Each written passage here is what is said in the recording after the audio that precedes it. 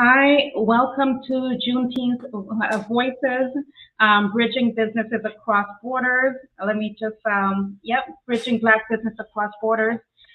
This is an incredible presentation you don't want to miss. Bear with me. We have here today, we have Doug Minter. Yes, and we also have Donna Levin. And we also have Ron. I'm sorry, I'm not saying the name correctly. Can you put up Ron's information as well? Ron Busby, Senior, and myself, Banky Benjamin. We're going to go into the names of everyone in more detail and as we proceed to start.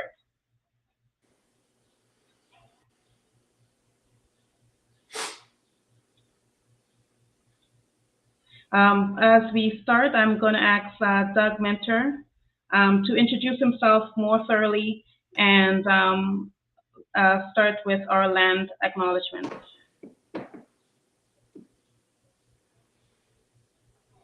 Thank you so much, Banky, and welcome everyone, and welcome to our esteemed guests, which we'll introduce here in a few. I will start. I am Doug Minter. I am the Partnership and Sponsorship Manager for Canadian Black Chamber of Commerce, and I will give our land acknowledgement. We honor all of the indigenous nations and their land with great gratitude and acknowledge the genocide and continuous displacement of indigenous people. We also acknowledge the enslaved Africans whose labor built Canada during the colonial era and beyond. We acknowledge the harm inflicted upon indigenous communities and people of color across the country, which inspires our ongoing work. We also acknowledge that we in the Greater Toronto Area are on the treaty lands and territory of the Mississaugas of the Credit First Nation and pay tribute to their legacy and the legacy of all First Peoples of Canada as we strengthen ties with the communities we serve and build the future through learning and through relationship. Today, the traditional meeting place of Toronto is still home to many Indigenous people from across Turtle Island, and we're grateful to have the opportunity to work in the communities that we live and have grown in. So thank you for listening to that land acknowledgement. It means something to all of us because we feel very tied to the Indigenous peoples, not only of Canada, but of North America. And most of us, a lot of us, have Indigenous background. My great grandmother is Mohawk. And so it's something very near and dear to us as African people, Black people, but also many of us with Indigenous connections or Indigenous blood. So thank you so much. Back to you, Banky. Thank you so much. And I guess I was a bit nervous at the very start. I just wanted to take the time to properly introduce everyone. Before moving forward, I just wanted to say that we have in the guest in attendance is Ron Busby, who is the president and CEO of the US Black Chambers. Going back to Donna Levin, she is the CEO of the author of M. Blank School for Entrepreneurial Leadership at Babson College and co-founder of Care.com.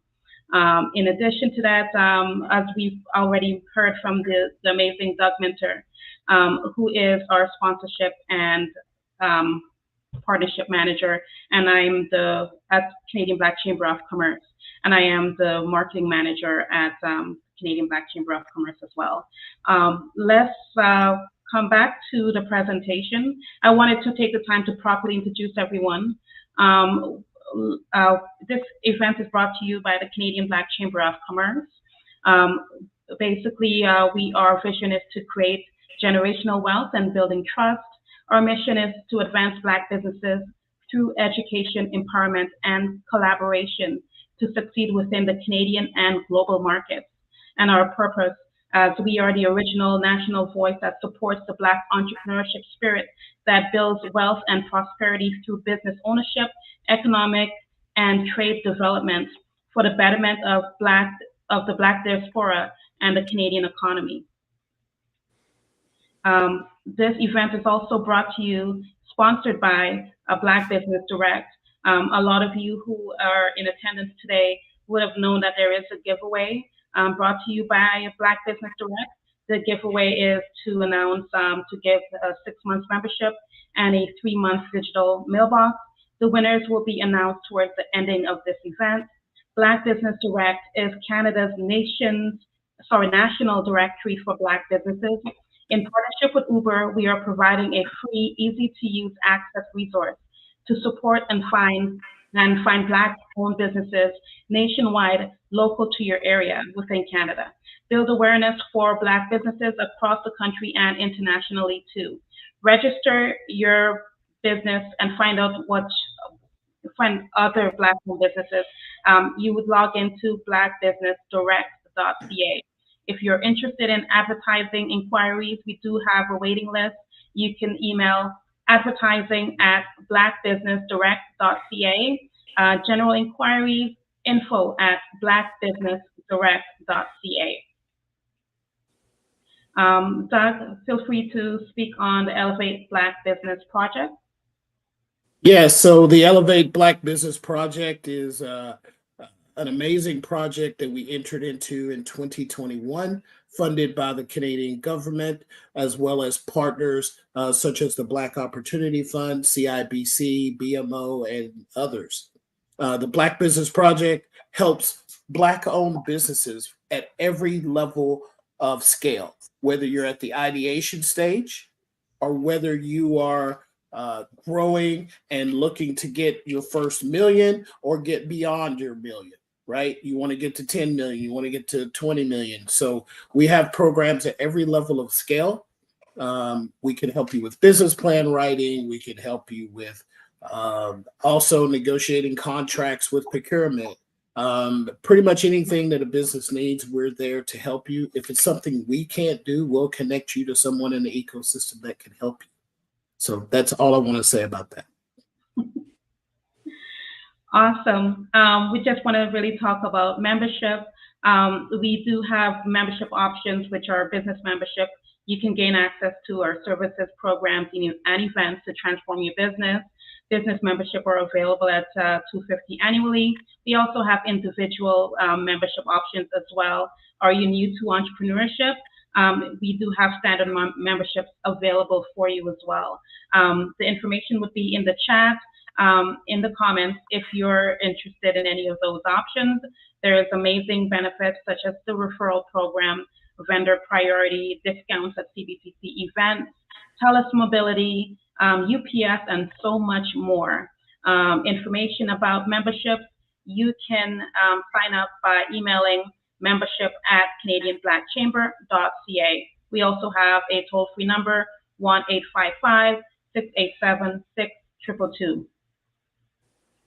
And Banky, I will mention before we get started, I will mention also all people, every Black-owned company who registers for one of our programs and completes those programs and is attending those programs receives $1,000 every 90 days they're involved in our program.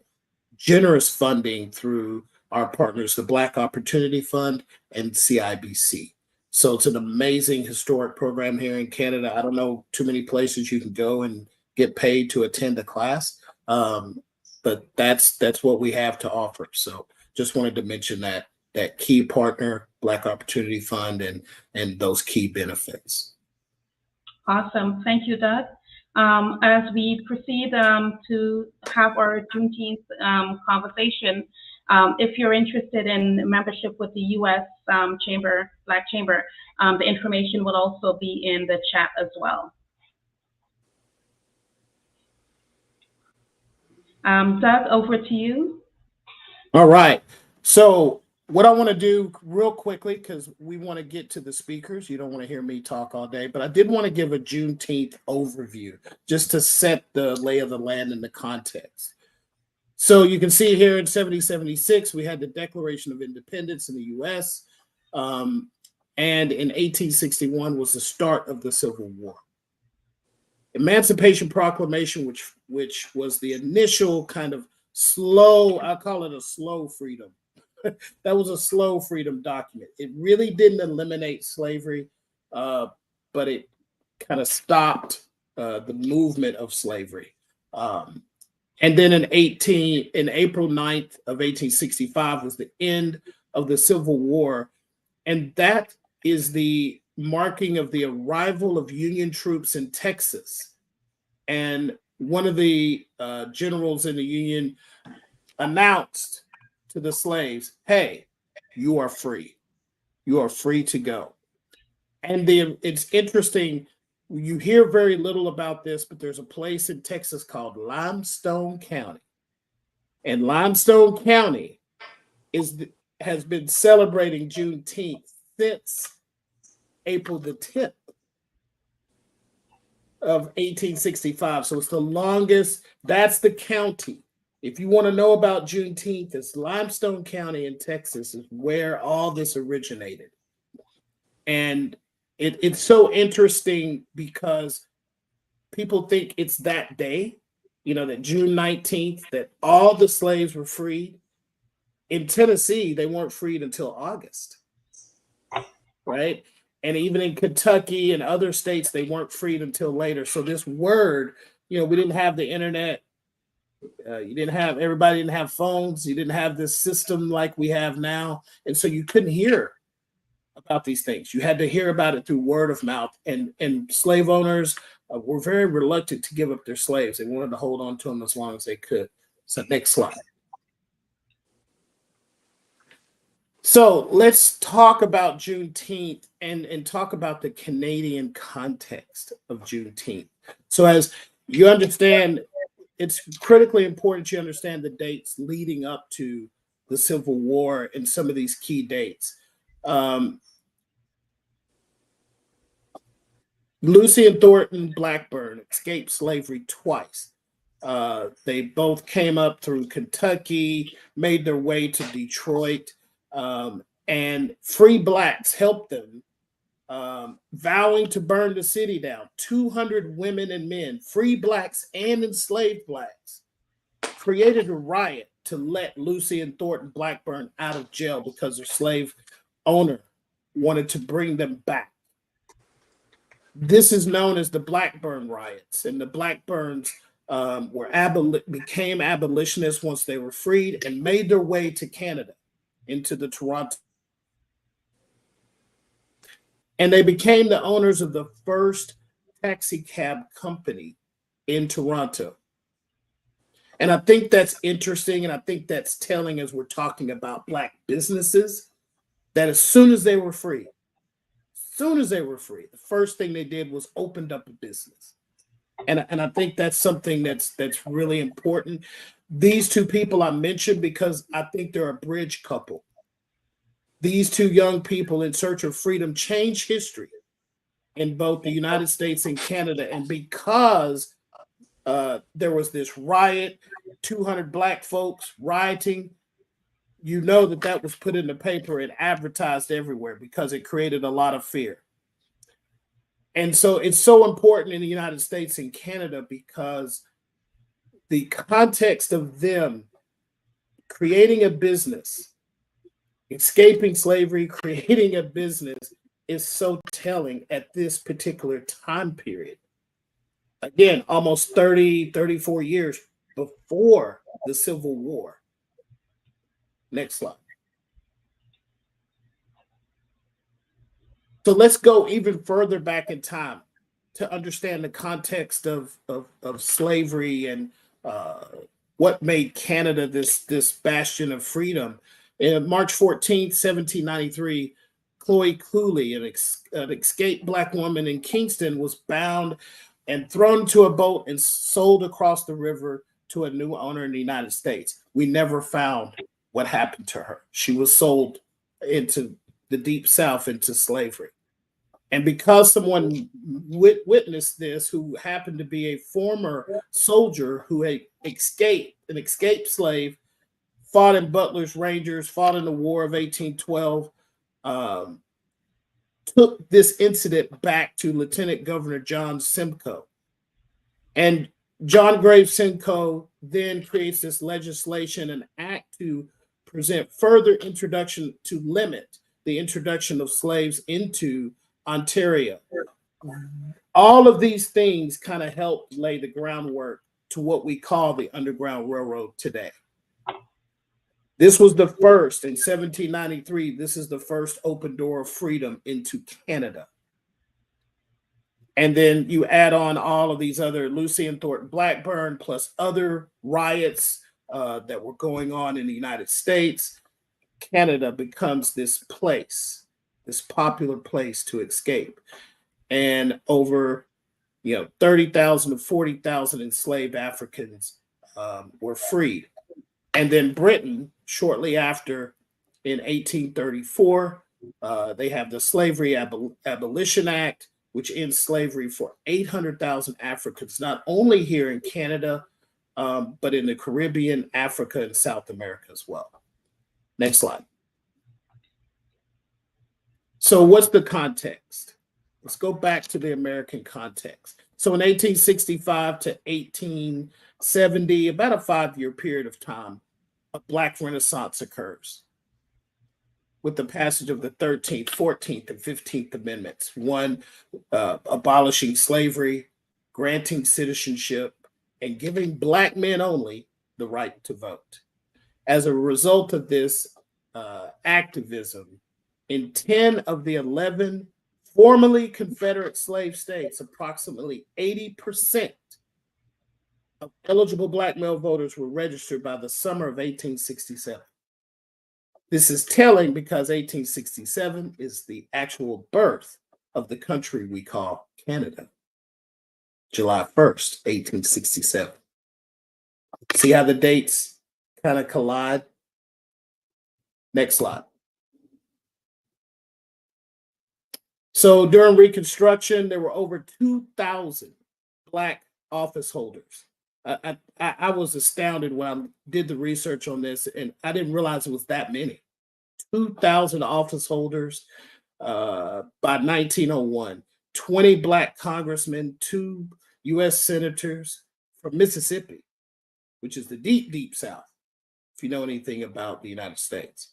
And in the year 1901, denoted a mournful milestone in Black history because shortly after, we have this Renaissance. We're making all these gains. We're building businesses. It would take 70 years after the Jim Crow laws that were put in place. No African Americans would represent a Southern state in Congress again for more than 70 years. Next slide. So how does this apply to us today? And I'm so happy to have these two, I call them, just iconic people on this call that you'll be hearing from, Ron Busby and Donna Levin. They'll understand this, but I want to give you the context in real time of how Juneteenth, why does this matter? Why does this little Black history thing that I really don't care about or know about, or it's just another day to have a barbecue?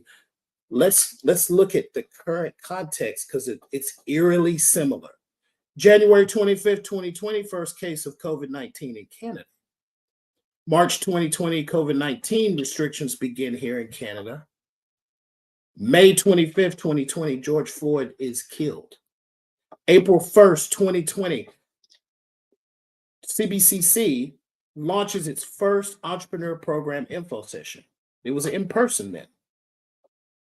June 2nd, 2020, the CBCC writes a letter to the federal government to support Black entrepreneurs in Canada because we saw already the marginalization and we didn't want to be marginalized through COVID-19. Because of that letter, in September 9th of 2020, the Prime Minister announces a $220 million in support for Black entrepreneurs and business owners. June 3rd of 2024, U.S. federal court rules that Atlanta-based venture fund Fearless Fund can no longer provide race-based funding. Again, after Reconstruction, we talked about how the Jim Crow laws took away all those gains, those 2,000 office holders, gone in just a few years. And here we are facing this again, where Fearless Fund, a woman-owned, Black-owned venture capital fund, can no longer give out investments specifically to Black women. Wow. I want you to let that marinate. It sounds like Jim Crow coming back. And it's James Crow Esquire. It's just a different name. June 27th of 2024, 38 organizations make up what we call the Black ecosystem. We serve, just like us, and we are a member of that ecosystem, and we serve Black businesses throughout Canada. 38 organizations funded now are awaiting if the Black ecosystem funding will be continued. So that sets the context of why we have the Sankofa approach. Sankofa is go back and fetch it. We're going back and fetching Juneteenth and seeing how does that apply to us today. And we have two great speakers that are going to go deeper into this. So Banky, I will be quiet and we can go to our first question and do some introductions.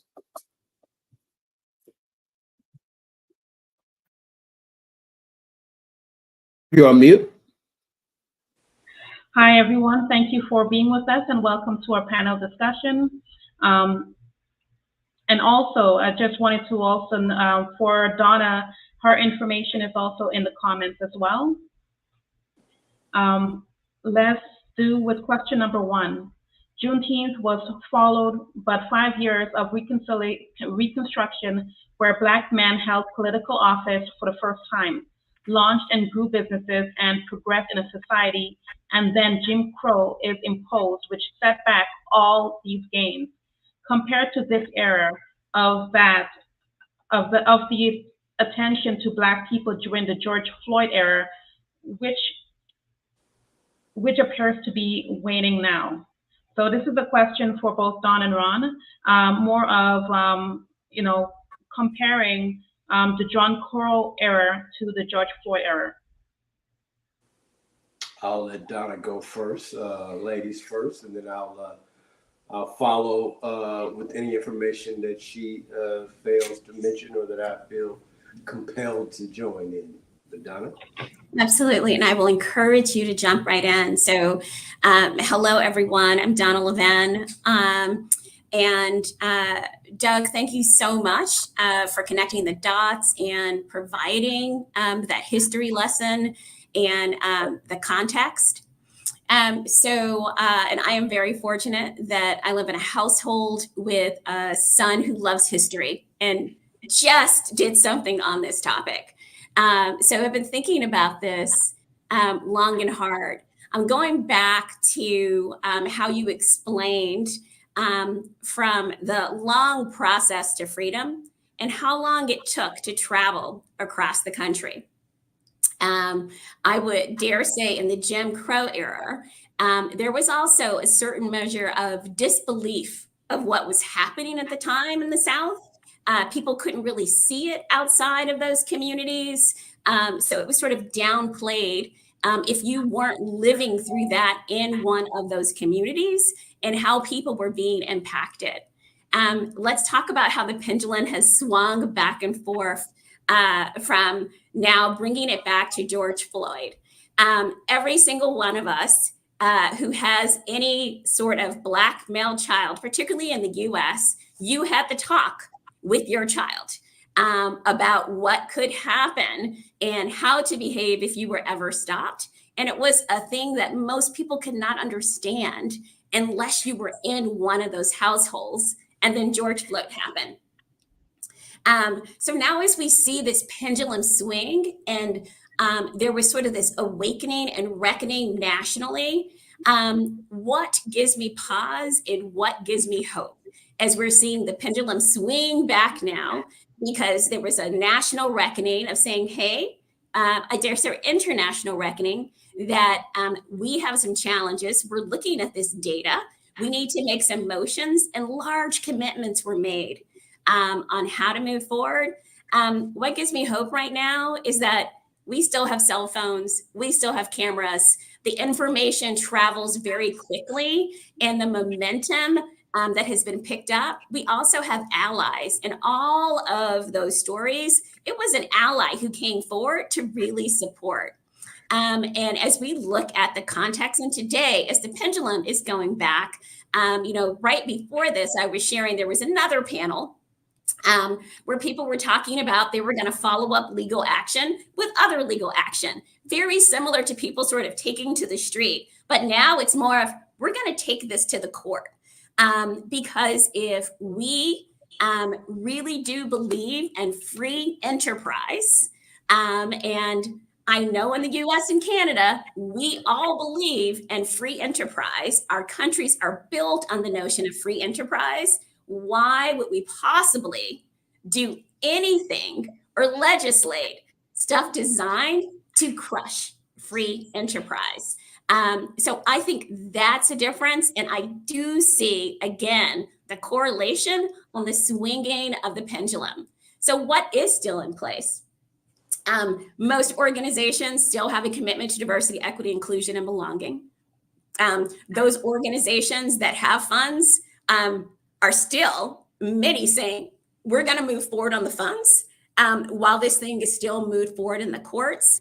And that legislation says, hey, you cannot give a grant, but you absolutely can make an investment. And as a person who does the deal, you get to set the terms of your investment.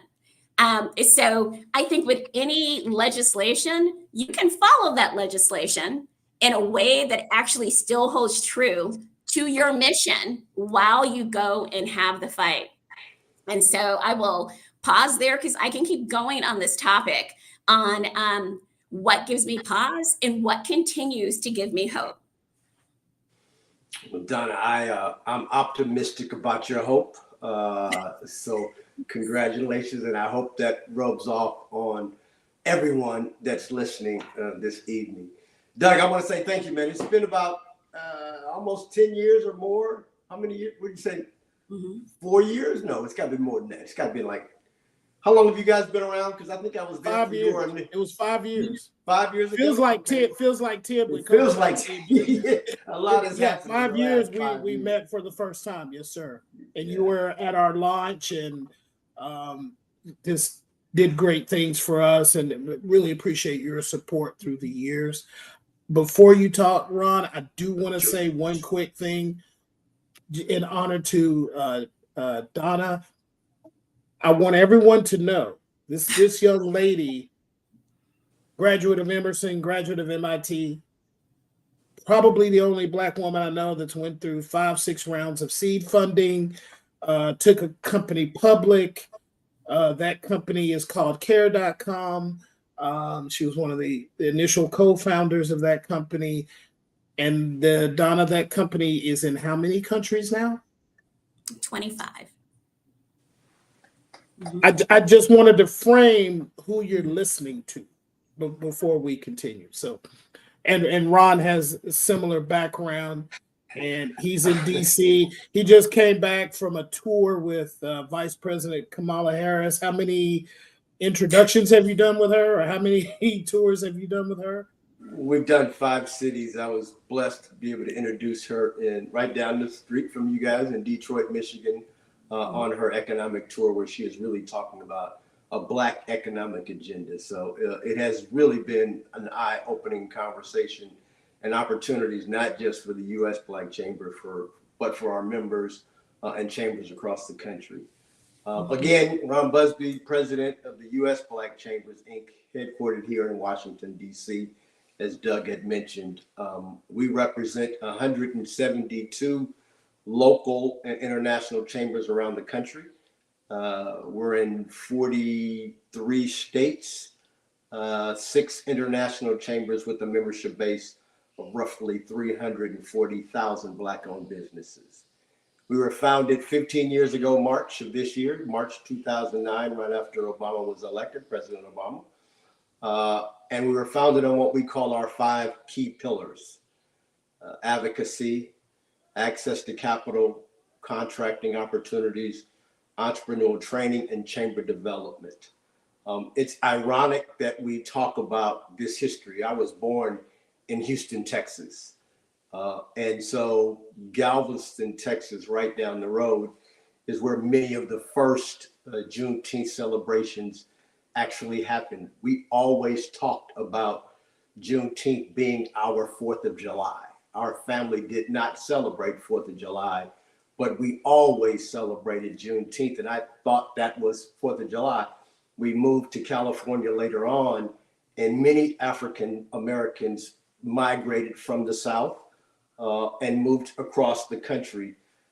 And after the emancipation of enslaved folk, we did have that success that you discussed. And we built cities like Tulsa, Oklahoma. There were several cities like Tulsa across the country. But when you go to Tulsa now, and we have one of our chambers there, and we have a women's business center there, the citizens of Tulsa, Black and white, don't know their history. When you talk to the cab drivers, the business owners, both white and Black, about the history of Tulsa, which is where our Black Wall Street was formed, they say, oh yeah, we had some disruption here in like 1973 or something, didn't we?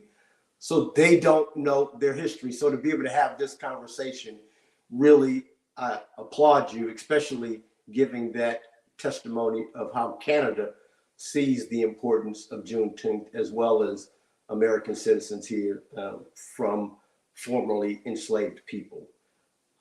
We see, and I appreciate both your history, and I definitely appreciate the comments made by Donna, that the attack on DE&I, today's environment is very similar to the Jim Crow laws that we saw after Juneteenth. And a lot of people don't really understand the diversity, equity, and inclusion conversation. So I try to make it very simple. I say, it's not about DE&I attack, it's about you and I, because you don't see other ethnic communities being attacked on diversity and inclusion. It is Black communities, Black businesses, Black education that is being attacked. As we were attacked in the 1800s for reading, now the attack is on reading about our history. Now, I will say this, and many of my members will be upset, but when we started, I was here when former President Donald Trump was in office, and we had the unrest in Charleston, Virginia, about the tiki torches, the Jews would not replace us. And I have, like Donna, I have a Black son, and I've always said I never wanted the statues of Robert E. Lee to be removed. Because once you start talking about removing someone else's history, then it opens up your history to be discussed and removed. I never want white people to forget about their history. I never want Black people to forget about white people's history. And when you start removing statues, then you can start removing textbooks, and you can start being dishonest about true history. And so the attack on DE&I now is really, once again, a false statement. We heard about the attack on the Fearless Fund. The Fearless Fund was one of our members of the year. She was a Woman Business of the Year for us this year in 2024. She went to my alma mater, Florida A&M, so we know each other well. But I saw the attack on her just like I saw what happened in Tulsa, Oklahoma. When we start becoming self-sufficient, when we start doing for one another, other communities outside of our community start to feel intimidated. They start to see our success. They start to see our growth without their input, without their efforts. And that can be an intimidating factor when Black people start supporting Black people. You have all heard about the amount of times the Black dollar stays in our community versus other communities' dollars staying in our community. And I don't want to rehash that. But when we start to support each other, that's where you start to see the economic growth. The U.S. Black Chamber is really about how do we deal with the wealth gap between Black communities, Black businesses versus those of white communities and white businesses. And so I'm really looking forward to this conversation today to talk about the resources that are available, the economic climate that we are in today, and how chambers of commerce, business organizations, and Black communities and Black people can do what we were doing after slavery, what we discussed during Juneteenth celebrations across the country, and that is, how do we support each other to make sure that we do have long-term sustainability? So thank you again for having us here, and we are looking forward to the conversations going forward. Thank you so much, Donna, for that answer to that first question. Ron, thank you for your answers. Ron, I'm going to put a challenge out to you. Next year, we need to have an international conference of Black chambers of commerce here in Toronto. Mhm. We need to make that happen. And we need to bring Donna, Black-led entrepreneur centers, our leaders that are in ecosystems across the country, across North America. We need to bring them here. And I know for a fact our founder wants that to happen, Michael Forrest. I know he wants that to happen. He's been talking about that for years. So we need to make that happen. I will put that challenge to both of you. Becky, next question. What is the state of the Black business ecosystem in the U.S., and what are the key area of focus for the U.S. Black chambers over the next 5 years? Ron? Great question. So as we talk about the future, I founded the U.S. Black Chamber, and I remember coming to Washington, D.C. again in March, right after the election of President Obama. It was cold as all get out. Had one of the worst snowstorms that we had seen in the state or in the district. And I remember being on a double-decker bus tour, me and my son, and I looked out on the license plates of Washington, D.C. And for those folk that have been to Washington, D.C., it was amazing to me that it actually was invisible but visible all at the same time. Our license plates literally read taxation without representation. Taxation without representation. We pay taxes, we vote, but we don't have a voice in what's happening. And I said to myself, that's who Black folk are. Black folk pay taxes, we vote, we pay tithes and offerings, and we still don't get representation as it relates to policy. And so our number one concern to the question is, we have got to make policy three things. Before we advocated on behalf of President Biden, I'm going to bring it a lot back to the presidency because tonight is our first presidential debate. And so a lot of folk here in America are very interested in what the two candidates will be discussing. But we said to then candidate Biden, we were interested in three things: intentionality, transparency, and accountability. You see, before we were talking about DE&I, the solutions were always painted under the broad brush of minority, diversity, and inclusion. I'm not a minority. Never have been a minority. When I woke up this morning, I was Black. Today I'm Black. Tomorrow I'll be Black. I'm not a minority. I grew up in Oakland, California. I wasn't a minority. I went to an HBCU. I was not a minority. I live in Bowie, Maryland. I'm not a minority. And most of us live in conditions where we're not the minority. But yet when the programs are being created for us, they're created under the auspices of minority, diversity, and inclusion. And so we challenged then Senator or Vice President Biden to say, we want to see what is going on with the Black community, not the minority community. Let me back up. When we first got here, Obama was president, and Obama had a goal of minority spend with minority firms of 5%. He surpassed that to get to 7% in his first term, and we all applauded him. But I went out and talked to local Black chambers around the country, and I say, hey, how are you experiencing this growth? Everyone was saying, well, I'm not being impacted. I don't see any growth in my community. I don't see any growth in Black businesses. Second term, he got reelected. The goal went from 7% to 9%. He increased that, surpassed that. Now you hear President Biden talking about he wants to increase the minority spend from 11% to 15%. But when we started to ask him about transparency and intentionality, he went to Tulsa, Oklahoma, in front of our business center there, and said the following: for the first time in this country's history, we were able to disaggregate the numbers.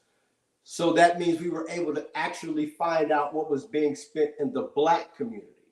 And what we heard was, of the $960 billion that the federal government spends each year, that 1.8% went to the Asian business community. And the Hispanic community received 1.71% of the entire spend from the federal government. As a Black business community that has 13% of all of the contractors applied to do business with the federal government, with us having roughly 16% of the population of the American country, we received 1.5% of the spend. And so I was saying to myself, well, where is all of this spend going? And what we heard is 78% of the minority spend was going to white women. So we've got to make sure that when we're advocating, that we're advocating on issues and opportunities that have the biggest impact on our communities. We can no longer get caught up in other people's agenda while ours is being so diluted, but our voices are the ones that are being put out front to make sure that we are heard. So we've got to be intentional, we've got to be transparent, and we've got to be accountable. But when I talk to business owners across the country, they're very optimistic about growth. They're very optimistic about the future, but they are very concerned about the attack on DE&I. I want to mention one other thing, Doug, when you talked about COVID, what happened in 2020 is that Black businesses, we lost 41% of all Black businesses in the United States. That was roughly 442 Black firms closed between the months of February and April of 2020. That was the biggest dip that this country had ever seen in reference to closures. It wasn't accidental. Just like we talked about lack of information before, when we surveyed our businesses across the country, it wasn't because we were in wrong industries. It wasn't because we had the lack of knowledge, which they said. It wasn't because we were financially illiterate, which what they said. It was because we did not get the information on a timely manner. It wasn't accurate. And when we got it, it wasn't coming from trusted sources. They told us, go find a CDFI. Hell, there was no CDFIs in our communities. If they were, we didn't know them. If we did know them, they weren't making new relationships. If they were closed. We should have been going to get idle loans. The information came to us so late that by the time we were able to get access to the funding, many of our businesses had already shut their doors.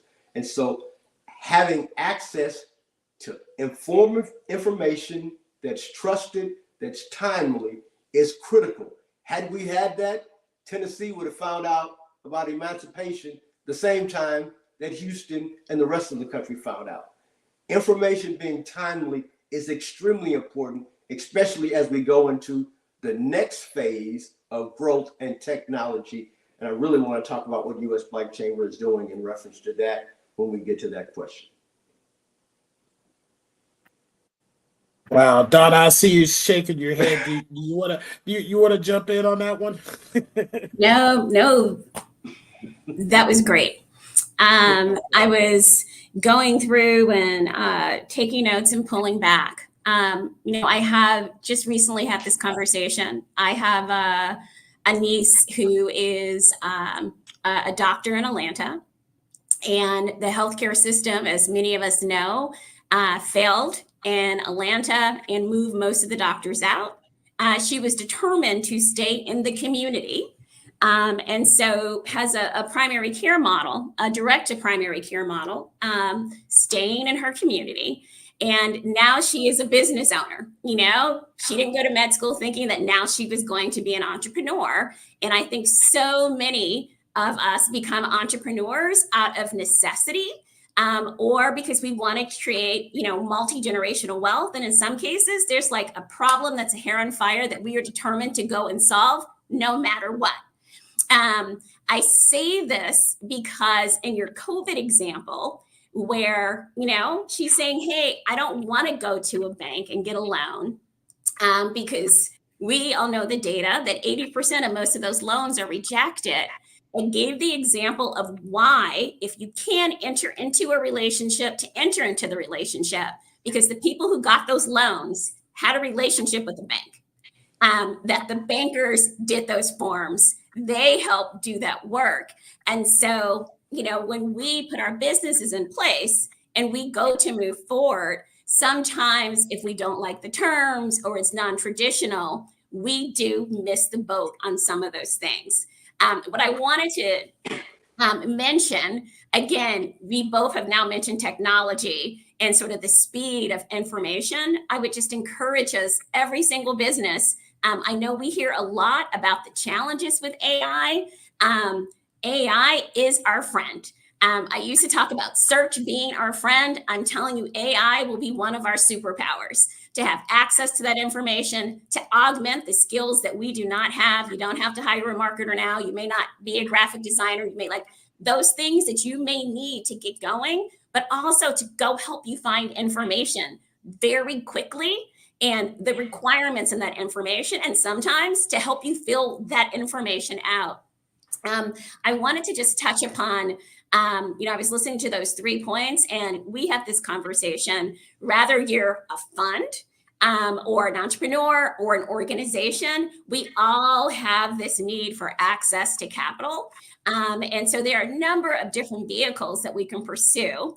I was just getting schooled on a vehicle before we all started this call that I didn't know about, that, everybody else was mortified having all my stuff come through sort of a venture path. There are a ton of programs out there for us to engage in when the traditional paths do not work.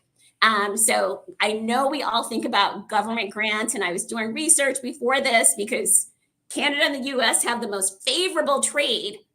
Yep. And the legislation that was passed between the US and Canada, that there's carve-outs for us to work together. So we should be going after those funds. And then the reality, when I ask questions, people are saying, I haven't been in business long enough. And so frequently when you haven't been in business long enough, some of the non-traditional players are the least likely players you might think about. I was having a conversation with one of the restaurants during the pandemic, on the verge of closing, but she had a robust takeout business. She didn't get her loan from the bank. She got her loan from, Toast, because they had access to all of her deliveries, all of her demand. They didn't have to go through her credit. They didn't have to know about her history in running that business. They knew that she had a vibrant business running, and they could help us off those funds.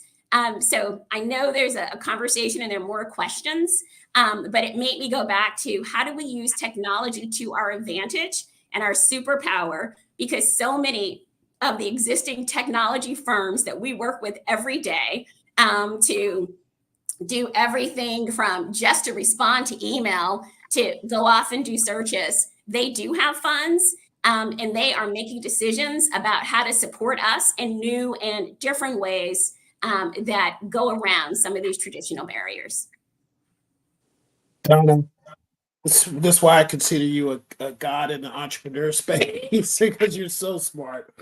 And it's funny, we just wrapped up the Collision Conference, which is the largest tech conference in the world, and it was here in Toronto. And we had what's called the Black ecosystem put together, companies like organizations like Nobelum and Black Founders Network. A bunch of us all put this thing together called the Black Innovation Zone, which we're very proud to be a small sponsor in that, right? There was a bunch of other organizations that did the heavy lifting. Black Opportunity Fund sponsored it, but it was so cool to see so many Black companies talking about AI. And one of the things that came out of that is, Black people, we need to own our section of that. We need to own AI, right? We we're in the space, we need to own AI. We need to be one of the people that's willing to take the risk, not be scared of the bias that's in AI. All the barriers that are in AI are barriers we already live with. So let's not think about that. Let's think about the opportunity of AI, right? How do we leverage it to create generational wealth that is our founders' vision, and it's also important to Ron, right? We're all talking about generational wealth. The only way to create that, you're gonna have to jump into AI. You really don't have a choice. So, Banky, what's our next question? Yes, going to the AI is such an amazing topic. I know for new entrepreneurs, it helps with the putting together the systems and process behind the scenes of running your business. So I love this topic. Let's get to the next question. As the CEO of the Author Blank Entrepreneur Center and co-founder of a firm that went public, what are the key success for Black-led entrepreneurs, and what kind of mindset should founders have to be successful in the world today? Donna? Absolutely. I wish I could say that there was like a formula or a key to success. It just reminds me of, for those of us who followed our grandmother around the kitchen trying to like recreate her recipe, and you can never recreate the recipe. It's customized for every single one of us. And I think the one unique factor is grit and determination. We as a community, we have been leveraging our grit, our determination, and our need to move from anxiety to action throughout our lives, throughout the lifespans of our ancestors, on moving from that anxiety into action. And how do we make that one of our superpowers? As I think about my own entrepreneurial journey, probably like so many of you, I became an entrepreneur out of necessity. My parents were corner store owners, a corner store that failed for all the reasons that we're talking about. They could not get access to capital. They did not know what they didn't know. They just wanted to solve the food desert in their community. I was having a conversation with my husband, and he was like, people don't necessarily think the way that you do of, oh, there's a business opportunity here. And I would say, I think people do think that way. It's more of how do we move forward? So there's a few things that I think about. One, where we were talking about the Fearless Fund, I believe you have to have a plan A, a plan B, a plan C, and a plan D. It's that determination, regardless of your pedigree, regardless of the information that you have. Some things may take a little longer. Some things may be harder.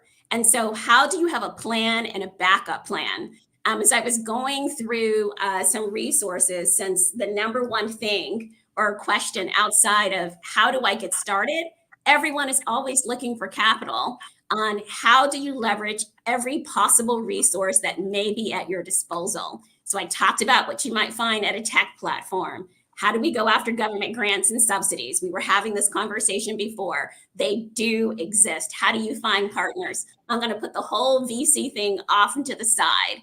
How do you think about potential peer-to-peer lending and peer-to-peer lending platforms in the US, especially for Black and Brown entrepreneurs, up 20% because your community can invest in your business in small dollars. We talk a lot about supplier programs. Why? Because some of the fastest way to support your business is to make more money. And you make more money by getting more deals. And those supplier programs, use them to your advantage. And then strategic partnerships. How do we leverage our strategic partnerships? How do we partner together to grow faster, to move faster, and to get there together so we support each other? Let me piggyback on that. Before getting into the chamber business, I was an entrepreneur. I took over a family business with 5 employees, my mother, my father, my 2 sisters, and me. That was it. I left a job in corporate America, and I was making $150,000 a year. as a VP at Coca-Cola Fountain Sales in Dallas, Texas. I moved back home to the same bunk bed I had when I was in the 3rd grade to take over a family business with those same 5 employees, but we had 3 crackheads and me. I was able to grow that firm from 5 employees to over 1,500 employees, the largest employer of Black people in the United States. We got there through both private sector and public sector opportunities. And so I think, first off, your listeners, your members need to have, as she stated, a strategy to grow your firm both through private sector and public sector opportunities. Doug and I were talking about the 8A program in the United States, which is a huge opportunity for businesses that are doing business here.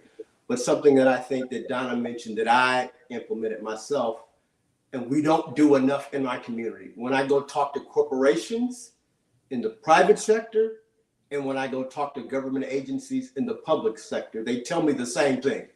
Ron, we do more business with Black firms. There's 2 challenges. 1, we can't find them. They don't know where we are. And so I'm happy to see that Canada has their own directory. The US Black Chamber does as well. Ours is byblack.us.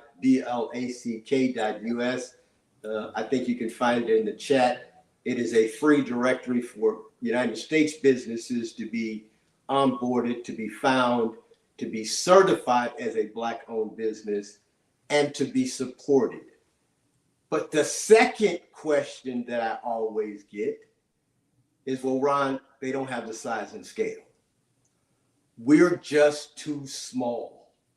In the United States today, there are billions of dollars of contracts that are on the street. But yet when we talk about starting a business, we want to start a business by ourselves.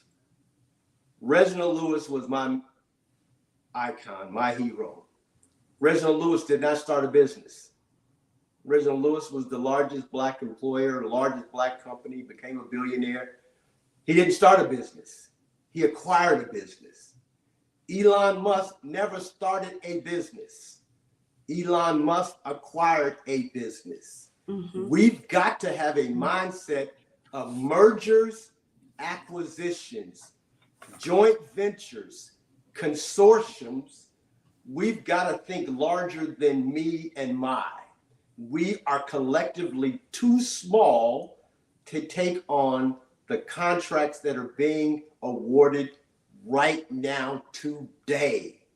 I sit in government agencies literally on a daily, if not weekly basis, and they say, well, here's the contracts that are coming up the first quarter next year, Ron.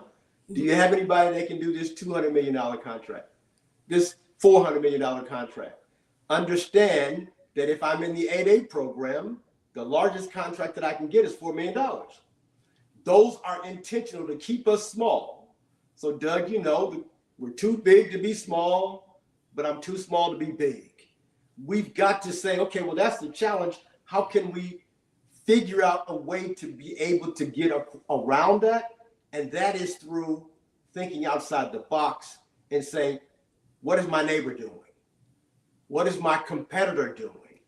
What is the other member of my chamber that is in a similar business doing?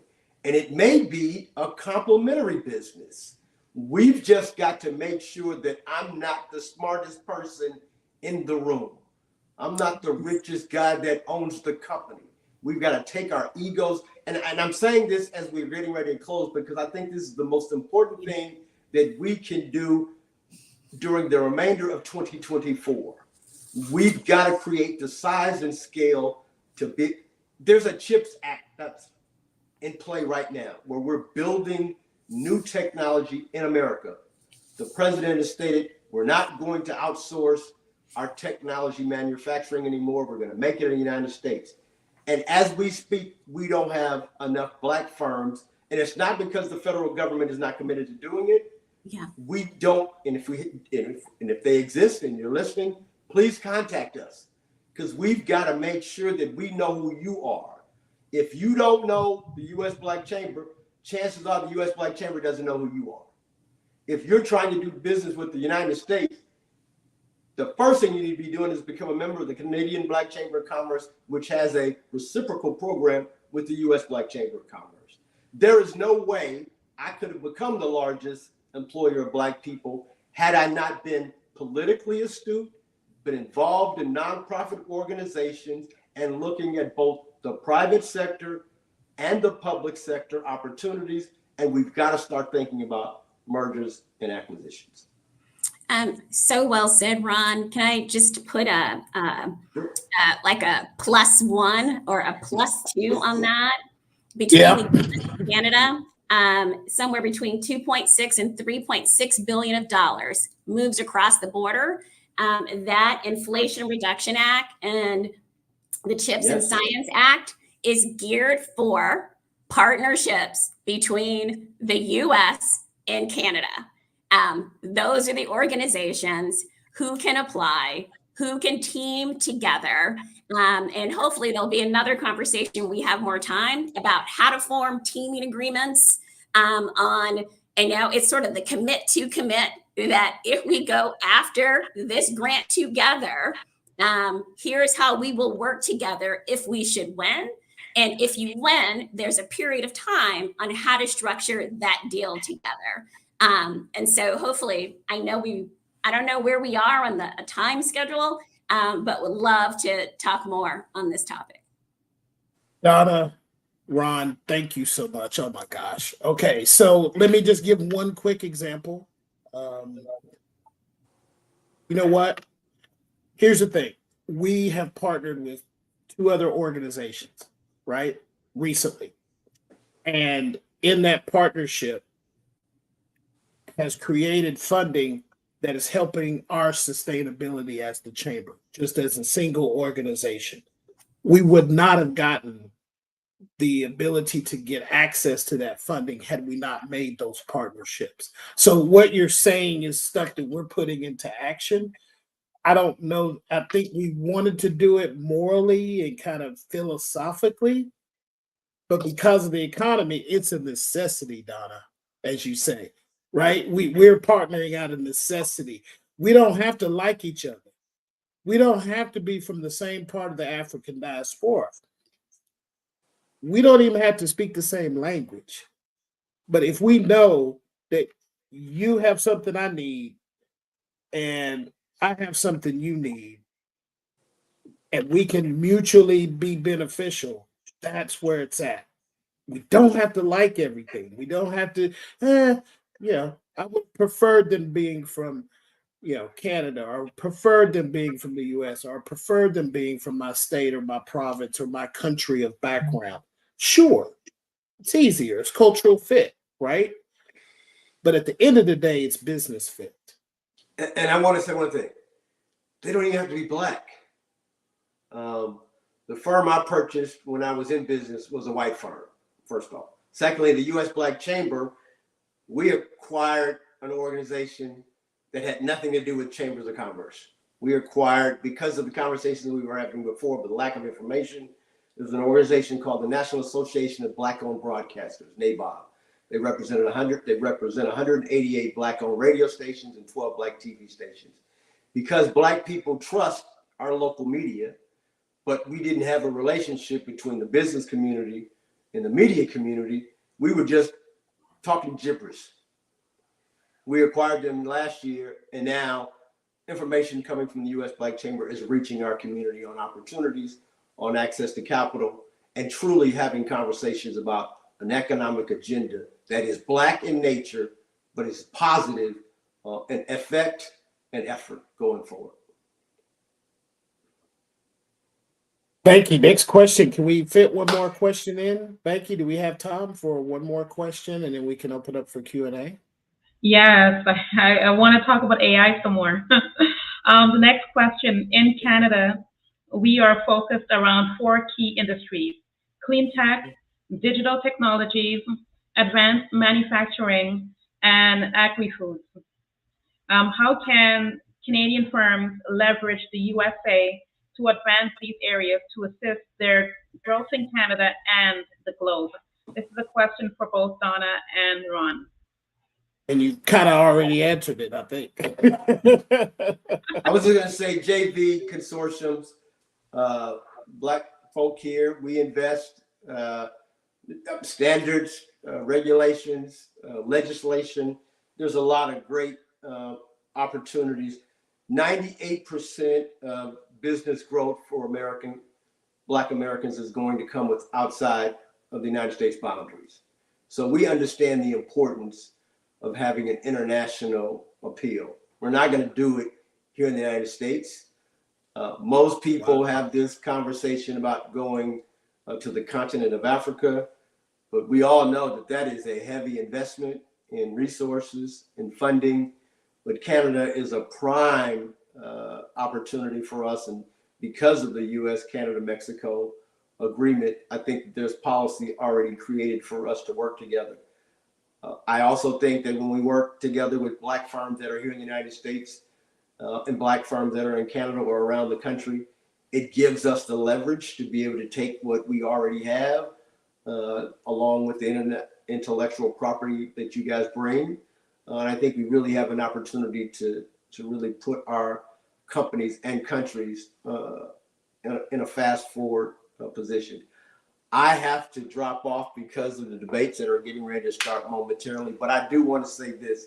For the rest of the year, we're going to hear a whole lot, especially as it relates to these candidates, about making America great again. And you heard me talk about this. And I say, as the president of the U.S. Black Chamber, I can say I want America to be great as well. But in order for there to be a great America, there's got to be a great Black America. And one way you ensure that you have a great Black America is when you ensure that you have great Black businesses. And one way you ensure that you have great Black businesses is when you make sure you have great Black chambers of commerce. And so I am honored to be on here with you this afternoon, Doug. I support you and what you're doing there. Thank you. Chamber of Commerce with your members, and the U.S. Black Chamber is truly a partner. If we're talking about doing this International Day, we'd love to support you. I am looking to be on the board of directors for the International Chamber of Commerce that's headquartered in London. We were there. And so we would love to continue to support what you guys are doing there in Canada as well as around the globe. And Ron, I before you go, I know that you're going to be here in September for the Small Business Roundtable. Yes. So you'll be back in Toronto. We've met with those officials, and they were singing your praises and said, "Yeah, Ron's one of the keynote speakers." I'm like, "Oh my gosh!" So we're definitely going to have you meet with the interface with the community while you're here for that meeting, which is a private, closed door meeting. But we're going to bring you to the community so you can meet some Torontonians. So Doug, before share your wisdom and eat some good chicken. So before we met you, Barack Obama gave us a tagline as the voice of Black business. We were in a meeting and he made that comment and I wrote it down. If you see our tagline, since then we've changed our tagline to now the global voice of Black business. And so, man, again, I just want to thank you for your membership, your support, and we are going to continue to grow the global voice of Black businesses around the country, because when we're all heard, we all do better. Thank you so much, Ron. Thank you, guys. Again, I kind of have to leave. Yeah, understand. All right. Thanks a lot, guys. Take care. So, Becky, can we, Donna, any last comments you have? And it will open. Are you available for a few questions? A few questions, absolutely. I wanted to go back from the perspective of if I had a business and I was looking for partners in the U.S., some strategies and approaches that I would take. We just went through something like this with some businesses coming out of the UK looking to partner. And most spaces in the US, the Commonwealth, say like for Massachusetts or Chicago, they will have an evergreen fund that's part of that location. So for example, in Massachusetts, we have a fund called Mass Ventures that is always looking for opportunities, and all the proceeds for those funds go back into the fund to continue to grow businesses. One of the things that you could do if you were looking to engage with a company in the US is to go and search for these funds, see who they work with, and to contact them, because they want to help their businesses grow too, because they're not getting any new money other than the proceeds that they make. Another option, taking a look at universities, especially since we're talking about technology, and take a look at their technology license office. Most of them have their books of opportunities on their websites. They want to have a conversation with you. They want to connect you with their companies. And similar to the chambers, and you might want to work with your chamber to do this, there are national organizations called Technology Leadership Councils that also have a membership. And if you contact them, they will be aware of their members in your space or who you were looking to partner with, who may have a technology or a company that you might want to partner with.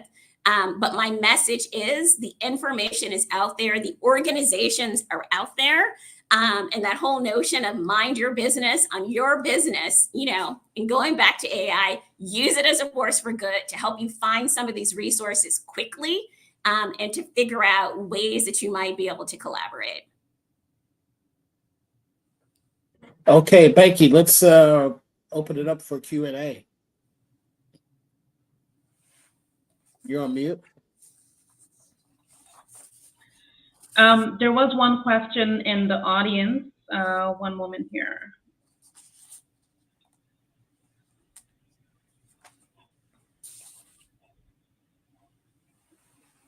Yeah, so this question, is it possible for us to take advantage if you're a sole owner of a Canadian corp along with a US LLC, right?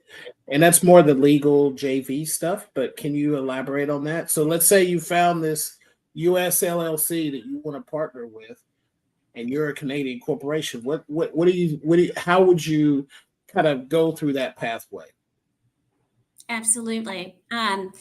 So initially, I would start with a conversation to understand their business strategy, your business strategy, see if there's some actual alignment there.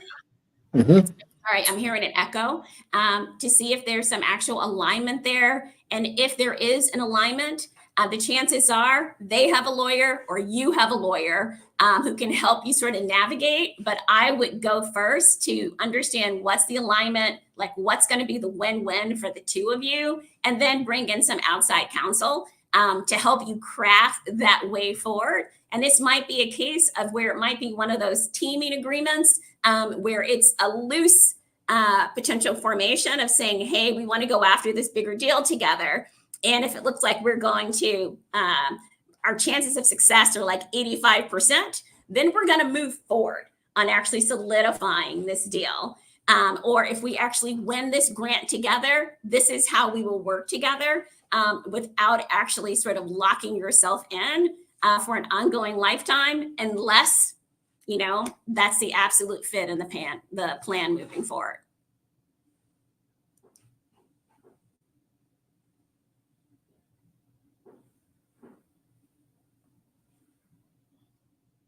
So Juliet asked, how can they reach out to you at the Arthur Blank Entrepreneur Center? Absolutely. So you can reach out to the Blank School, and I never actually talked about the Blank School. I'd be happy to tell you that, but it's Blank School at Babson.edu. And so the Blank School, how did it come about on this topic? Also around the time of George Floyd, a donor came forward and said, you know what? Even before this, something is fundamentally broken in business education, because we wouldn't be in the situation where we are if businesses were actually leading with their values and truly putting people first.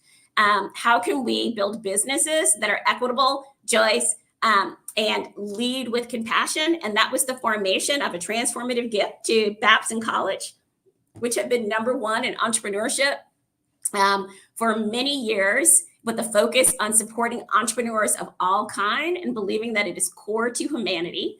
And so I get the pleasure of overseeing the activities at the Blank School, everything from research. And we have 7 centers and institutes, each one focused. And so there was a conversation about you can buy a business. Franchising is one of the fastest paths to starting a business and de-risking that model where you get some support. So we have the Tariq Farad Franchise Institute. We have a Blank Center for Entrepreneurship that helps you incubate and scale businesses, a Center for Women's and Entrepreneurial Leadership, a Social Innovation Institute. It continues. And Babson is all about partnering first. And so behind the scenes, Babson is the force behind the 10,000 small businesses. It's sort of the inside tip, fueling a lot of programs, everything from how do we train other trainers to teach entrepreneurship around the world. And that's a really big focus and core of Babson. So please feel free to reach out. My primary goal is about impact. And how do we accelerate the rate of positive change in the world? And the same way that I'm saying, hey, if you want to grow and scale faster, partner, that's our strategy too. And we are very excited and pleased to be a partner. Again, the commit, Doug.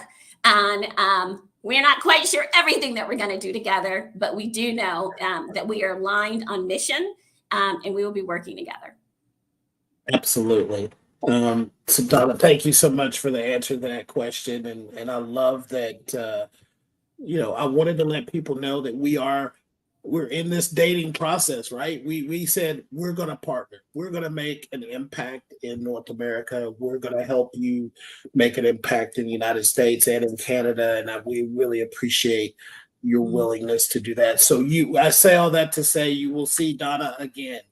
She is beating us up on her trip to Toronto. So she will be in Canada very soon. So she's been wearing us out and we're going to figure it out and Wonderful. Bring her here. Hopefully we're looking at October. Is Okay, kind of the date that we're looking at October because we celebrate Black Business Week during that time period. And so we hope to be bringing her up in October and take her on the tour and have her add value to everyone. Do we have any other questions, Becky? I don't see any other questions currently. If anyone have any questions, please feel free to put it in the chat. After the Q&A are completed, then we are going to do the giveaway for a CBCC membership and digital mailbox.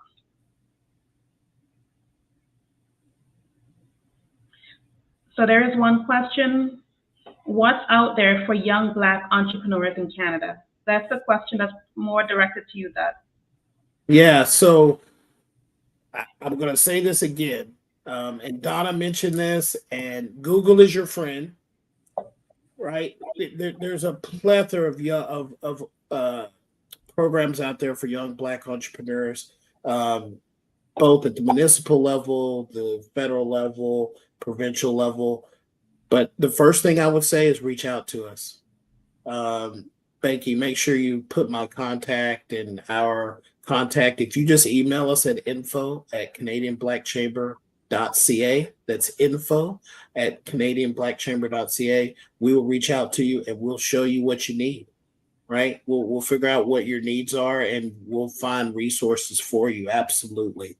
But I will say this, and Donna mentioned this before, AI is your friend too.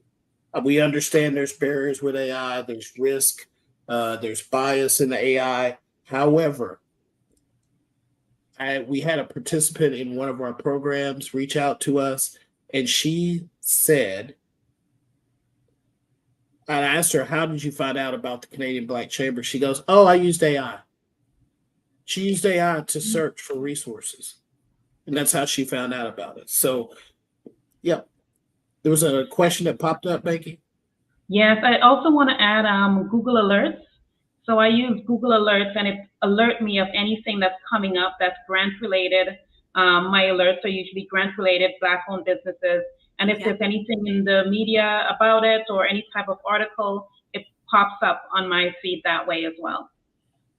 Let's get to the next question. Doug, can you repost 1 second here? Oh, you were talking about the consortiums.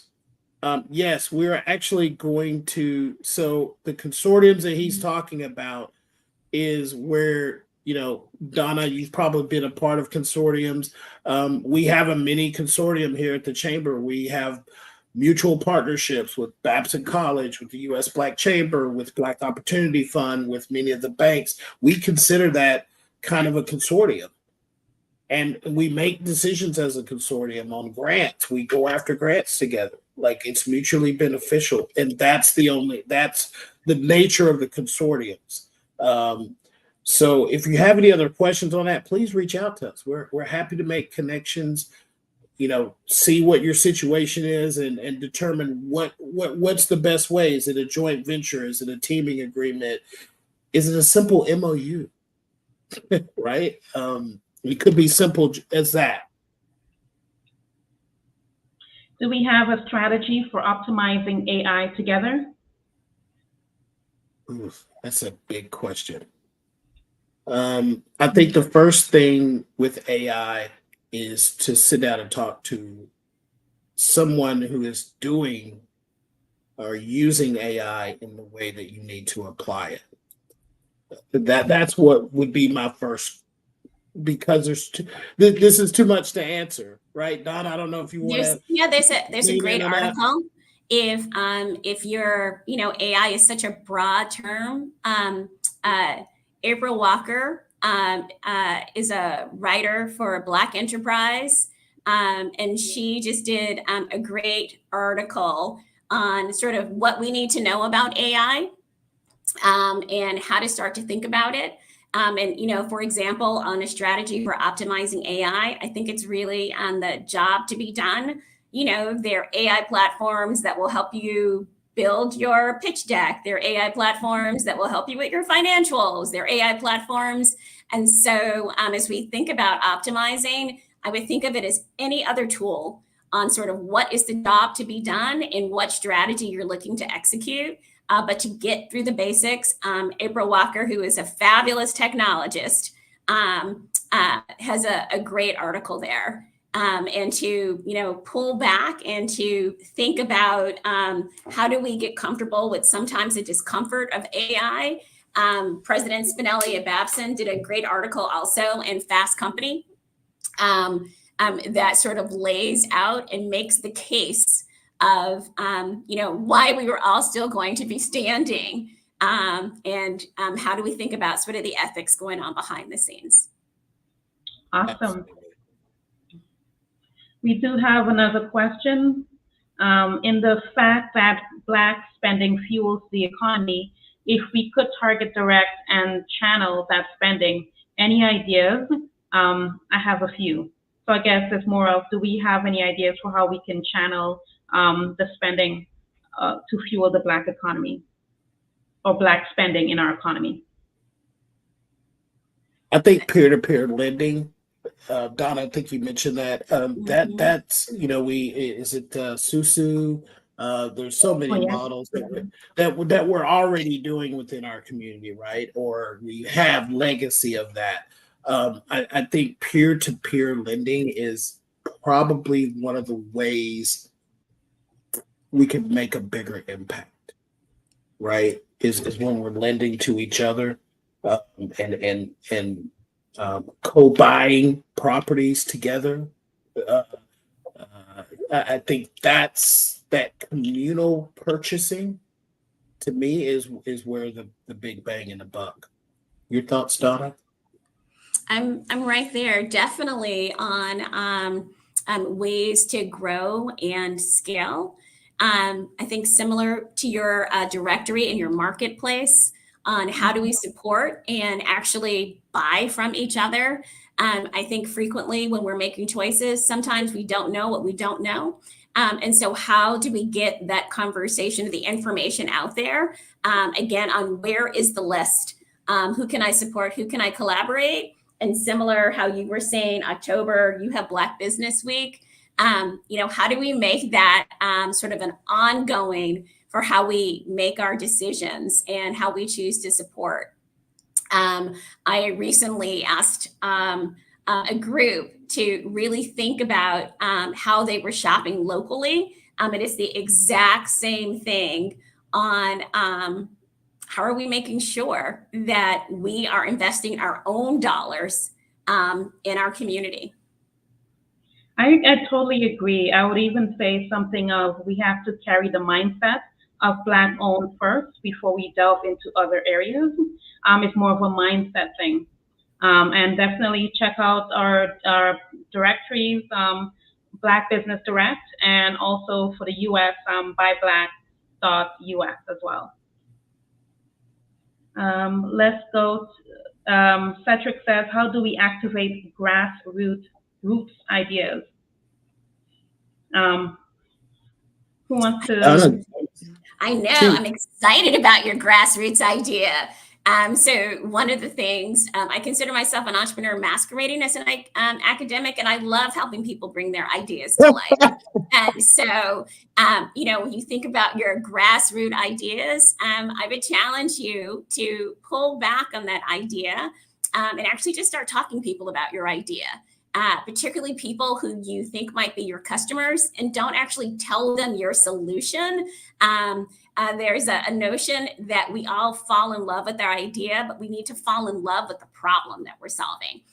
So how do you have an opportunity to talk to more people about the problem you're trying to solve? Because everyone from, if it's a bank, if it's a peer-to-peer lending, if it's trying to get money from like a relative, they want to know about the unique insights that you have. That means that you're actually solving the problem with that idea. And then once you have those insights, I always tell people to take all of 15 minutes and come up with 50 different market segments. And it's really sort of straightforward of like 50 different segments that you might bring this idea to, and then go off and pick the 2 that you personally, as the entrepreneur, are most excited about. And then go try and disprove your idea. It's like a series of gates that you're always going over with your idea, but that's usually how everyone gets started, especially if it's something new, or if there's a big company and they're trying to figure out, at Babson, we call it entrepreneur thought and action. Not a fan of sitting down and, creating a plan that's like 50 pages. The reality, nobody wants to read your plan. Everybody wants to know, what are your unique insights, and like, what's that first thing you're going to test to get more information about those ideas. So definitely reach out to any of us if you want to figure out how to move forward and activate your grassroots idea. There are many. Sorry, go ahead, Doug. No. I just wanted to say one quick thing. I loved what you said. The 50. Take 50 minutes and create 50 different market segments. 15 minutes. Just go to the board. 50 just segments. Start writing down segments. Just start writing it down. Like, make up a product. I don't know. If I was doing, a new hairbrush, just making that up. Who am I selling that new hairbrush for? Is the hairbrush for, women between this age? Is it for this type of hair? Is it for, is it even for humans? How do you think about that idea? Is it, something for travel? Go through all of those ideas. And I use that idea because I'm sure people are thinking like, I want to harness the power of hurricanes. There might be only a few markets to do something like that, but whatever it is, it's to fall in love with the problem. And once you have some unique insights, think about 50 different markets that you could bring it to. And I say the ones that you're most excited about, because so much of what we do, and we talked about that no matter where you start or how you start, it is a long road. It is a challenging road. And so it's the mission that you're going to be excited about, which is why I encourage you to go after segments that interest you. That is so great. So I have one question for you.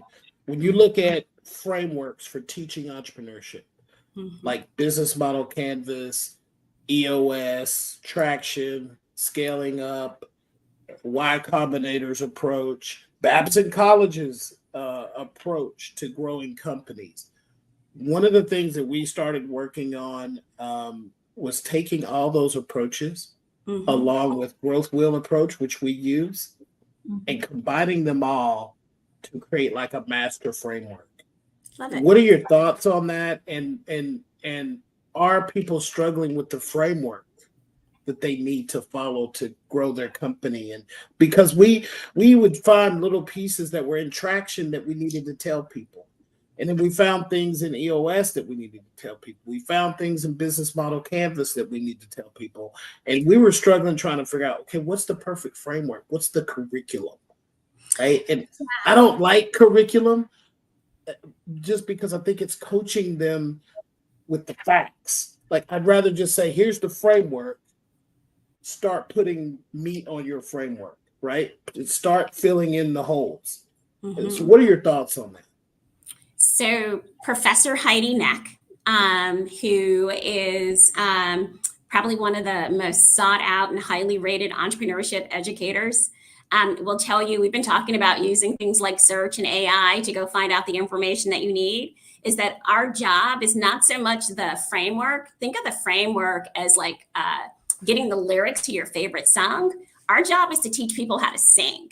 And so it's, you pick your framework. For the most part, they're going to tell you similar things like, what's your value proposition? Who's your customer? What can you do to your customer? How are you going to acquire those customers? What's the business model to make it sustainable?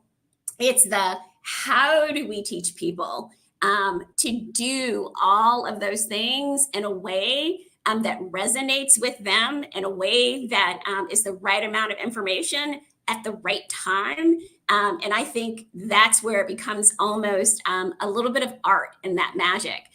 So I think absolutely on the framework that you use for a life sciences company might be slightly different than the framework that you're going to use. I think somebody was working on an apparel company.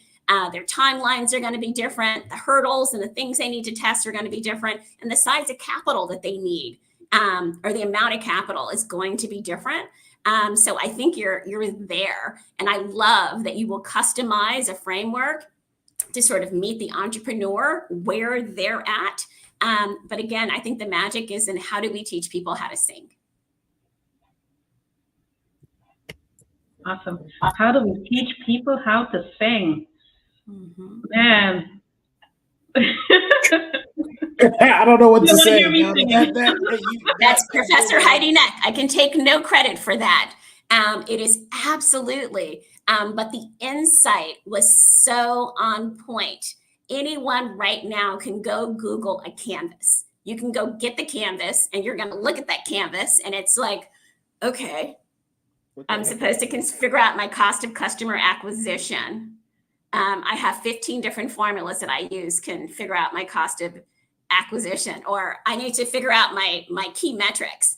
Your key metrics are going to be very different for what's the promise that you're making to your customer. And so that's why I pull back. I love that you're taking a customized approach. And we need to connect with people in a way that they can relate to, and that's engaging for entrepreneurs. Thank you so much, Donna. Okay. Definitely. We have time for one more question. Donna, you have time for one more? Absolutely. Is there a watered down effect when we have too many Black orgs popping up instead of having a larger collective umbrella organization like the CBCC, with many under the umbrella working together? Work together and not against if needed. Yeah, so I'll take that, and Don, I want you to speak about that from the U.S. context, because I know you have something to say on that, but I will say for the CBCC, we are partnering. We have partnerships with Black Opportunity Fund, ACBN, and probably 49 other organizations, both allies and Black organizations. I think we are pushing upwards of 20 to 25 Black organizations that we're partnered with. However, I will say this. Black people, people of African descent, our axiology, which is the thing of highest value to a group of people, is relationship, member to member, one-on-one. That takes time. Relationships take time. When Donna and I first met, we were joking and we said, well, Donna said, okay, Doug, we're dating. We're going to get engaged and then we're going to get married. That's how the partnership, that's how you grow a partnership. And we've been talking for months.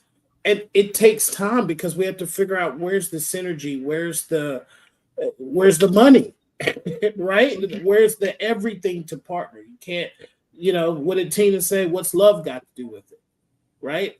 It's a marathon and not a sprint. But I will say there are wonderful, wonderful ecosystem partners. There's the Black Innovation Zone is made up of probably 7, 8, 9 Black organizations.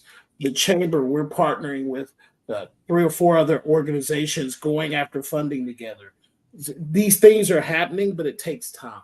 The ecosystem is barely 4 years old. And Donna represents Babson College, which is, I've been following since 2008, and they led the research on ecosystems that you're mentioning, that the person's question mentioned. And Donna, how long does it take to grow a small business ecosystem? It takes time. There are so many different components of an ecosystem. You mentioned working with the government, you're working with funders, you're working with entrepreneurs, you're working with other chambers, you're working with time. In a perfect world, I would absolutely love if there was a silver bullet. Think of someone who tells you their product is absolutely for everyone. I would say if a product is absolutely for everyone, unfortunately, it's frequently for no one. Without the focus, which leads us to the partnerships. Absolutely, you could have a mission and people could focus on different parts of the mission. And we've talked about so many different areas of support. Someone talked about early on about like identity, like folks first have to see themselves of like, yes, I should actually join this chamber. From how do I start a business, scale a business, grow a business. There are all so many different aspects. We are always stronger together. I would love if there was one big organization that did it all. But throughout history, that hasn't been the sole solution. Maybe at some point in the future, but I do believe if those organizations align around a common goal or a mission, there's nothing that we can't accomplish together. You're dealing with the entrepreneur here. I am an eternal optimist. Usually when challenges arise or the pressure that we're getting, it means that something that we're doing is working. And so we need to double down and keep moving forward. If you need to take down a wall or you need to take a hill, your chances of success are so much higher when you go in mass together with others. And it's okay if it's a small team first, right? Humble beginnings. Absolutely. If you only find 2 people that believe in what you believe in or willing to take the risk with you, that's better than you doing it by yourself, right? I was in the United States Marine Corps, and the United States Marine Corps says a team of 5 men can do more than 1 man, and it's easier to manage than a whole company. Mm-hmm. So every company within the Marine Corps is broken down and broken down and broken down and broken down to 5 men, a fist. And if you can find 5 partners on any topic, you can go attack it. Awesome. There is just one last question. I'm just going to address it really, really quick. And all the other questions, if you have any inquiries, just feel free to email us. All our contact information are in the comments. This last question is any help for nonprofit orgs in the BC? I would say 2 things to contact us. at info@canadianblackchamber.ca. For Vancouver, BC, we also have the Vancouver Innovation Hub. If you contact us at info@canadianblackchamber.ca, we can redirect you there as well. Or you can go on our website at blackchamber.ca, click on Innovation Hubs, and you can see all our Innovation Hubs locations. We do have one in Vancouver as well. And there's business advisors in those locations who would be able to assist you as well. That's just wanted to answer the last question before we go to the giveaway. Okay, great. So who is our lucky winner? Well, we're about to find out. It's 2 lucky winners. Oh, wow. So thank you all for attending Juneteenth Voices and bridging Black business across borders. And thank you for those who have entered to win. There are 2 big prizes at this event. The first one is a 6-month free CBCC membership. And the second one is a 3-month, that was a typo, my apologies, a 3-month free digital mailbox at any of the CBCC Innovation Hub locations at your choice. We do have a total of 6 different innovation hubs. We have Ottawa Innovation Hub, Montreal Innovation Hub, Halifax Innovation Hub, Edmonton Innovation Hub, Vancouver Innovation Hub, and we also have one in Toronto as well. So the lucky winner would get to choose which location they would like to have their digital mailbox located, and it's free for 3 months. And the first winner also would get a 6-month free membership with CBCC. So I have everyone's name in here. I'm not sure if you can see it. So we're going to do the draw. Let me just put myself here so we can do the draw. And one person spell out Catherine Poku from Empower Diversity. You won 6-month free CBCC membership. If you are already a member, that means that your membership will be extended by 6 more months. Hey, great. It is awesome. We will definitely reach out to you. We have your information right here. And we will reach out to you to get it going. Now let's go to our second winner. This is 3 months free digital mailbox at any innovation hub of your choice. And let's just see what we have. And we have Sean Desmond, the Hit and Run Inc.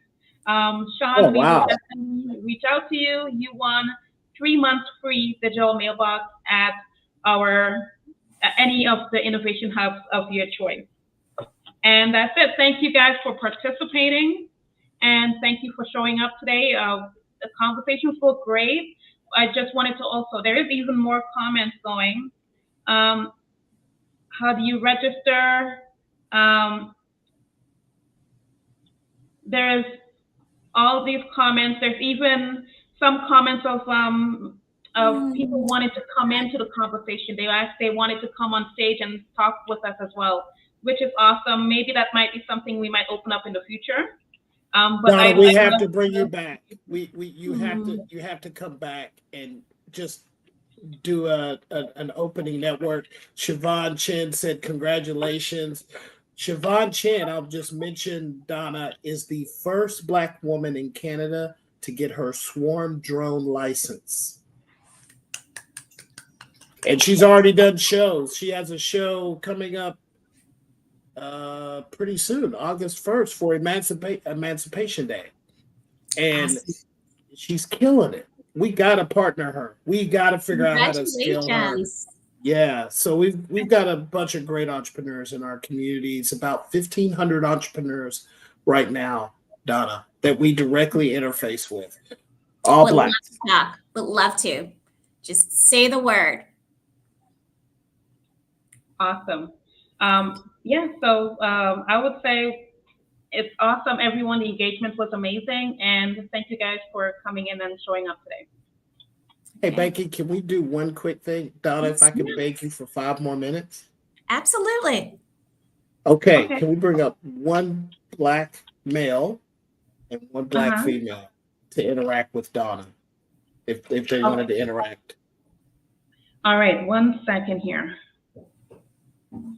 I'm going to put the information in the chat.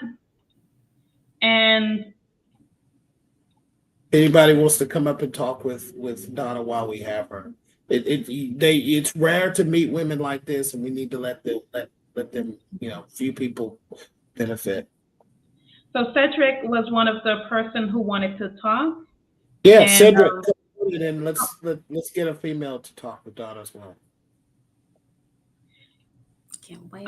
Cedric, if you click on the comments, there is a StreamYard link. If you click on it or copy and paste it in your browser, it will allow you to come on stage and speak with us. Yeah, see if you can bring Siobhan on, if Siobhan wants to come on. And Rosemary also said she wanted to come on as well. Oh, yeah, Rosemary, come on. So Rosemary, you're definitely welcome to come on. The link is in the chat. And also Siobhan, the link is in the chat. Just want to be respectful of Donna's time. 5 minutes, guys, come on.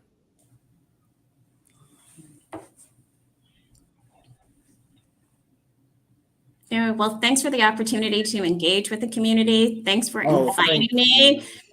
Thanks for all that I learned today, the education, new stuff. I'd heard of the GSA schedule before. I had not heard about this. And I can think of so many opportunities to partner, collaborate, and support, and maybe some things that we can put together. Absolutely. To pursue that opportunity. That's a huge opportunity. Huge. Big time.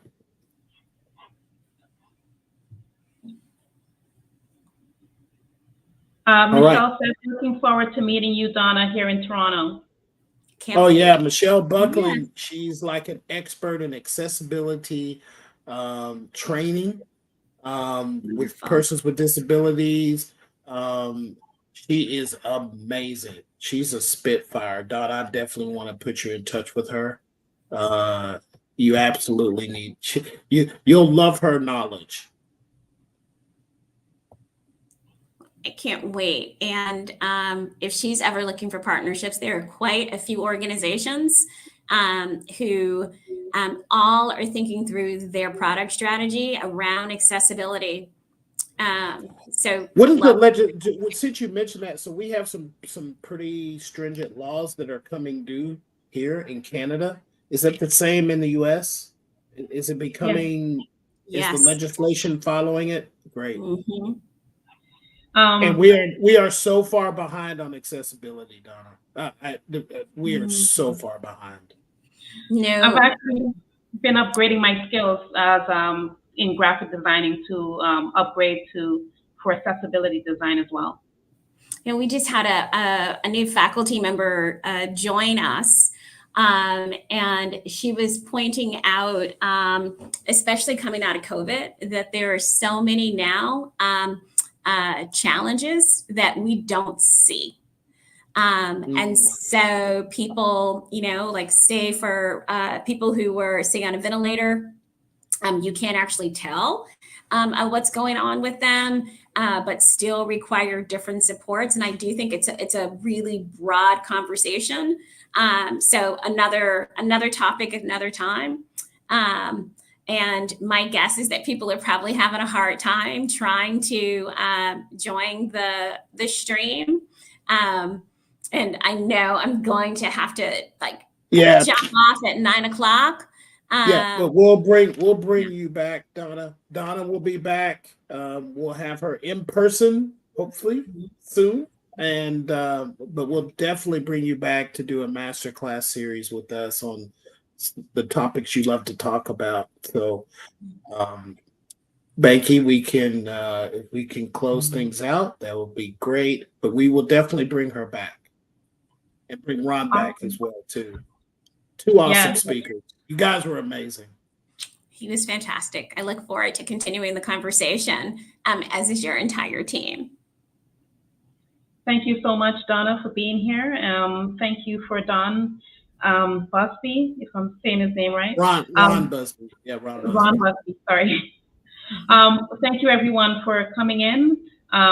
It's been a wonderful time, and see you guys next time. Okay. All right. Good night, everyone. Good night.